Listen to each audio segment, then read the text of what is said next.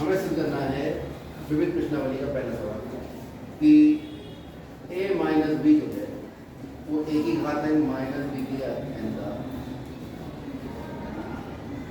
गुणन और प्रयोग करनी है क्या बायनोमियल थ्योरम द्विपद प्रयोग। क्या है द्विपद प्रयोग? मैं फिर से याद दिला दूं कि अगर दो पद है उन पर घात n लगी है तो इसका प्रसार आएगा r = 0 to n NCR a की घात n माइनस r b की घात r। ठीक है,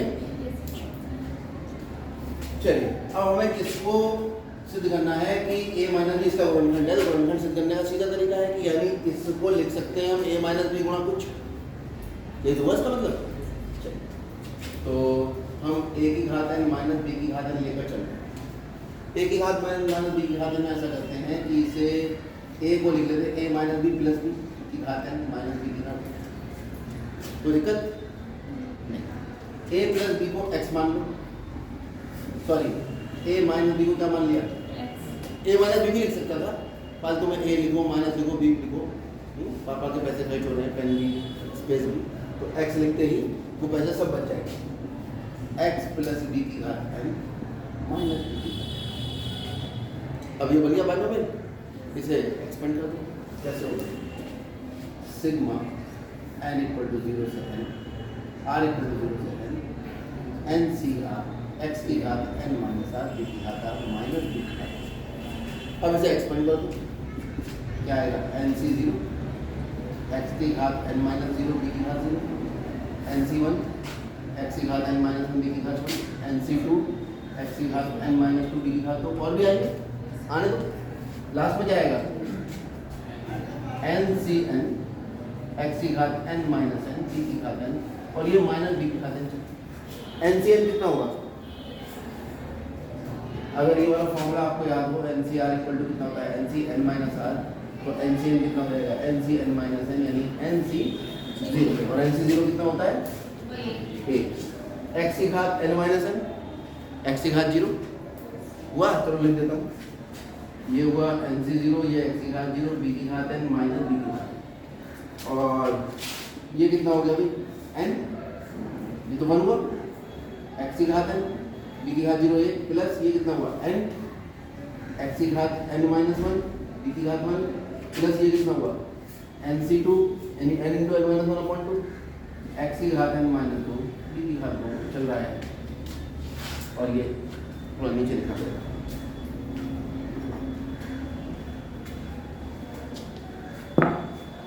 NCN हो गया NC0 x की घात 0 b की घात n माइनस b की घात n। तो ये तो 1 1 1 कितना हो गया? खाली b की घात n माइनस b की घात n।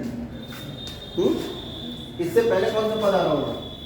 डायरेक्ट x बीच में बहुत सारे पद होंगे। इससे पहले आ रहा होगा NCN माइनस 1 x की घात n माइनस n माइनस 1 और b की घात n माइनस 2। तो इससे पहले कौन सा पद आएगा?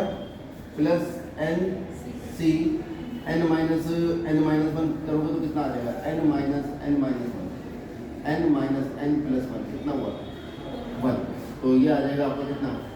1 x की घात n माइनस प्लस 1 x और ये कितना हुआ? b की घात n माइनस 1 यानी NC1 x b की घात n माइनस 1 प्लस और पीछे ये x की घात n x की घात n minus 1 b plus NC2 x की घात n minus 2 b square dash का मतलब और बहुत सारे पद जो हमने लिखे नहीं, नाम लिख सकते हैं क्योंकि हमें नहीं पता कितना। क्लियर है? शुरू के लिखे 2-3 पद, आखिरी के लिख दिए 2 पद। अब यहाँ b की घात n से b की घात n कैंसिल होना तो गलत, खैर बच्चों वाली बात कर दी हमने। b की घात n में से b की घात n घटाएंगे तो कितना आएगा? 0। और 0 इसमें जोड़ोगे तो कोई फर्क नहीं पड़ेगा, काटना थोड़ा सा कॉमन रहता है। इन सब में से क्या कॉमन आ रहा है? x। यहाँ से लेके यहाँ तक सब पद में x है, ठीक है, जिसमें नहीं था वो कट गए। तो इन सब में से अगर x कॉमन ले लो तो क्या बचेगा? x की घात n minus 1 plus n x की घात n माइनस 2, क्योंकि x कॉमन ले लिया। समझ में आ रहा है भाई? x कॉमन लेने का मतलब क्या है? इसे x से भाग कर दो, इसे x से गुणा कर दो, x कॉमन आ गया तो x की घात जितना कॉमन लेते हैं घात उतनी कम हो जाती है। तो 9th क्लास में पढ़ते हैं x कॉमन ले लिया, n घात कितनी रहेगी? n minus 2। यहाँ कितनी रहेगी? n minus 2। यहाँ कितनी रह जाएगी? n minus 3 B square dead dash plus यहाँ से x कॉमन आ गया, कितना बचा nc1 b की घात n माइनस 1। x था क्या, चलो छोड़ो, ये आया a की घात n माइनस b की घात n और x गुणा कुछ, x गुणा कुछ, ये तो कोई ना कोई नंबर ही निकल के आएगा। इससे क्या इम्प्लाई हुआ कि जो है x जो है वो a की घात n माइनस b की घात n का क्या है, गुणनखंड। और x था कौन, क्या था x, सिद्ध हो गया a माइनस b a की घात n माइनस b की घात n का गुणनखंड है, यही हमें सबको समझ में आ गया, कोई रह गया, क्लियर है। चलिए और बताइए, तो सभी बताने इससे, तो पहले हम फोर्थ और देख लेते हैं।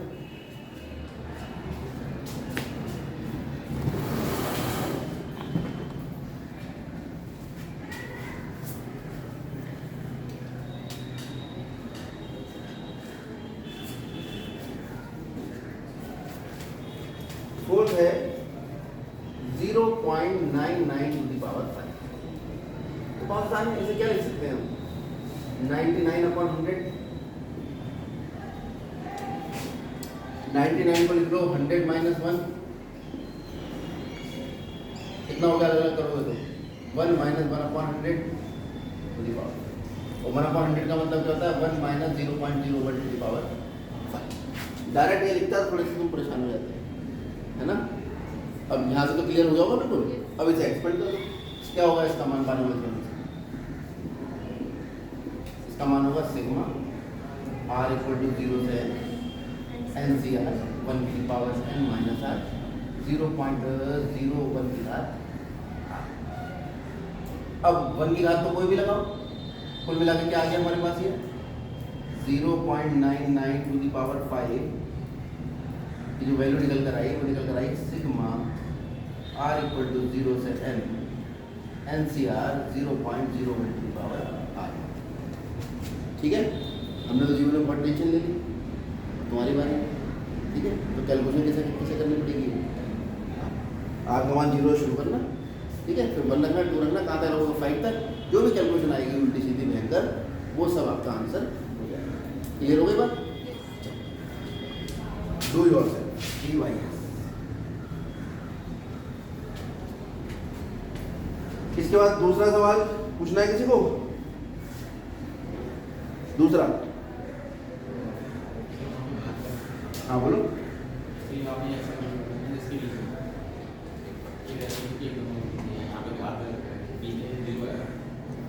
कहाँ की बात हो रही है, ये बी पे 0 आएगी, नहीं 0 क्यों आएगी, मैं बता रहा हूँ, NC n का मान, क्योंकि NC n माइनस n होता है, NC 0 लिखा, इसका मान 1 लिखा, यहाँ तो b की घात n था तो b की घात n ही रहेगा, खाली NC n का मान लिखा है हमने, तो गुणांक इक्वल हो जाते हैं ना, NC 0 बराबर NC n। अब NC n का मान 1 लिख दूंगा तो आपको अजीब लगेगा, NC 0 का लिखूंगा बड़ा अच्छा लगेगा, है ना, तो इसलिए मैंने इसको पहले NC 0 में कन्वर्ट कर दिया। और बताओ, अरे दूसरा सवाल में कोई दिक्कत है किसी को, नहीं, तीसरे में बताओ, तीसरा करा दें।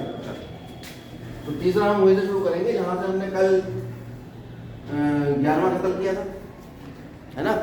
11वें में किसका मान निकाला था हमने, a प्लस बी की घात 4 माइनस, अच्छा ये माइनस था, यहाँ निकालना है प्लस, चलो a प्लस बी की घात 4 कितना होगा, 4c0, डायरेक्ट लिख रहा हूँ, a की घात 4 b की घात 0 प्लस 4c1 a की घात 3 b plus 4c2 a square b square plus 4c3 a cube b 4c4 b to the power 4 a की पावर 0।